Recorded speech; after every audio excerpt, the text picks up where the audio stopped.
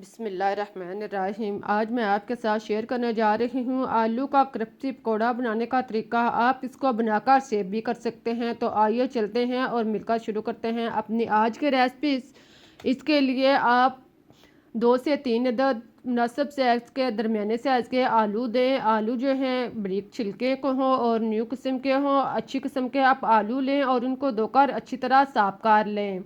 फिर आप इसको लंबाई में बारीक बारीक काट लें। देखें इस तरह आप इसको मुनासिब साइज़ के टुकड़ों में काट लें। इस तरह के सारे टुकड़े काटने के बाद अब आप टुकड़ों को इकट्ठा करें, इससे ऊपर नीचे रखें और 4 से 5 टुकड़े इकट्ठे करके आप इसको लंबाई में काट लें। देखें इस तरह आप टुकड़ों को इकट्ठा करके आप लंबाई में इनको काट लें। इस तरह आप इसके बारीक और लंबी टुकड़ों की शक्ल में काट लें। इसी तरह काटने के बाद मैं अब आपको बताती हूँ कि अगर आपने टुकड़े अलग नहीं करने तो आप आलू उठाएं, इसको आप गहरे काट थोड़े थोड़े वक्फे पर गहरे कट लगाते जाएं और फिर आप इसको एक साइड से कट लगाकर आप दूसरी साइड से इसको लंबाई में काट लें। देखें इस तरह आप आसानी के साथ आलूओं को बहुत अच्छे तरीके से कम वक्त में ज़्यादा आलू काट सकते हैं। इस तरीके से आप सारे आलू जो है वो काट लें। जितने आपने पकोड़े बनाने हैं इस हिसाब से आप आलू जो हैं वो काट लें। देखें अब हमारे आलू जो हैं वो तैयार हो चुके हैं। एक अदद बारीक प्याज आप काट कर इसमें शामिल करें। मीडियम साइज़ का आप प्याज लें और इसे लच्छेदार काट लें। अब आप इसमें 1 प्याली पालक बारीक कटी हुई और पुदीना आधा कप, साथ में हरा धनिया कटा हुआ डालने के बाद अब आप इसमें हरी मिर्च कटी हुई 3 से 4 अदद डाल लें। साथ में आप सुरख मिर्च पीसी हुई 1 चम्मच और सुरख मिर्च कुटी हुई 1 चम्मच शामिल कर लें। इसको डालने के बाद अब आप हल्दी पीसी हुई आधा चम्मच शामिल कर लें। साथ में आप अजवाइन 1 चम्मच डाल लें। इनको डालने के बाद अब आप इसमें साबुत ज़ीरा 1 से 1.5 चम्मच शामिल करें और साथ में खुश्क धनिया साबुत 2 चम्मच। इसको आप हाथ पर रख कर अच्छी तरह मिसल लें और फिर आप इसमें शामिल करें। इन सब चीज़ों को डालने के बाद अब आप इसमें बेसन 1 कप शामिल करें। बेसन डालने के बाद आप इसमें आधा कप मैदा भी शामिल कर लें। इन सारी चीज़ों को आप अच्छी तरह मिक्स कर लें। सारी चीज़ों को आप खुश्क चीज़ों को आप अच्छी तरह हाथ के साथ मिक्स करें। आलूओं और पालक वगैरह को आप अच्छी तरह मिक्स करके इसके गिर्द मैदा जो है वो अच्छी तरह चिपका लें। अब आप इस मैदे को किसी भी एयरलॉक डिब्बे में डालकर या एयरलॉक शॉपर में डालकर किसी भी आप एयरलॉक चीज़ में डालकर आप इसको महफूज कर सकते हैं।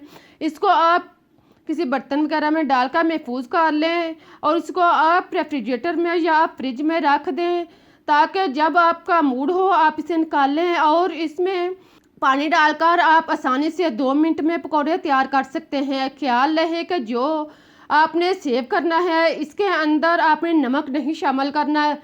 नमक क्योंकि जल्द पानी छोड़ जाता है इसलिए आपने इसमें नमक बिल्कुल शामिल नहीं करना।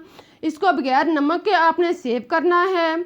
देखें इस तरह आप इसको डिब्बों में डालकर आप इसको सेव कर सकते हैं। इसको आप महफूज कर सकते हैं। आप इसे लंबे अरसे के लिए सेव करना है तो रेफ्रिजरेटर में रख लें और अगर कम अरसे के लिए सेव करना है तो आप इसको फ्रिज में रख सकते हैं। इसको आप एक साइड पर रख दें।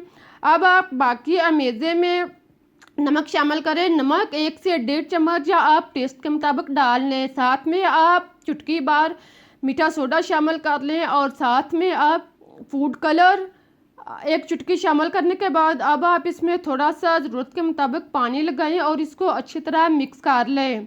देखें इसको आप हाथ की मदद से या चम्मच की मदद से जैसे आपको पसंद हो आप इस मेज़े को खूब अच्छी तरह मिक्स करें, इसे यकजां करें।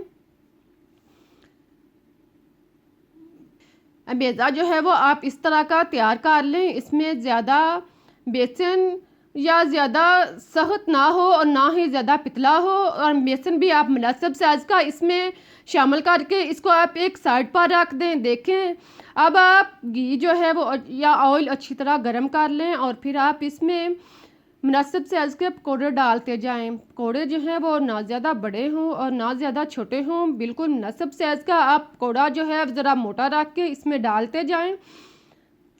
ज़रूरत के मुताबिक बर्तन की रिक्वायर के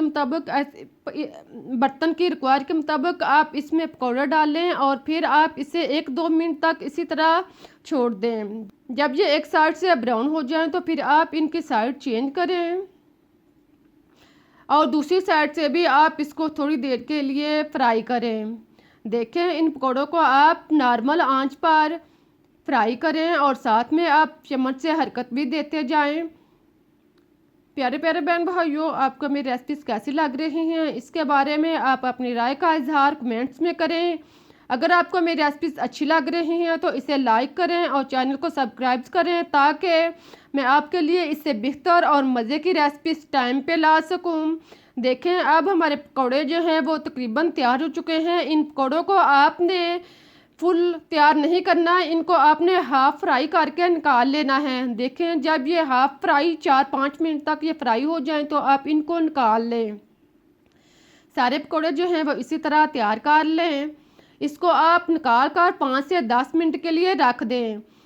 अगर आप चाहें तो आप इसको सुबह के टाइम या 8 से 10 घंटे पहले आप इसको बनाकर रख लें और तारी के टाइम आप इसको दरमियान से काट लें। देखें, इन पकौड़ों को आप काट कर दरमियान से 2 हिस्सों में कर लें और फिर आप इसको फ्राई करें। देखें, सारे पकौड़ों को पहले आप अच्छी तरह काट लें और लंबाई में 2 हिस्सों में कर लें। आप दोबारा से ऑयल में डालें और इसको फ्राई करें।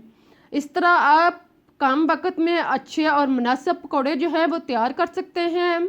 बहुत ही मज़ेदार और क्रिस्पी पकौड़ा इस तरह बनाने का तरीका, ये राज आपको बहुत कम लोग बताएंगे। आप इनको अब अच्छी तरह फ्राई करें, क्रिस्पी फ्राई करें और ब्राउन होने दें।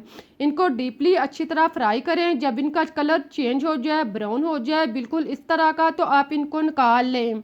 देखें, आप इसको निकाल कर किसी जालीदार बर्तन में या आप टिश्यू पेपर पर रखें ताकि इनका तेल जो है वो अच्छी तरह रिमूव हो जाए। अब मैं आपको दिखाती हूँ कि पहले जो पकौड़ा हमने तैयार किया था और जो आप फ्राई किया है, आप बाज़िया अपनी आंखों के साथ फ़र्क देख सकते हैं कि आपका पकौड़ा और पहले के पकौड़े में कितना फ़र्क है।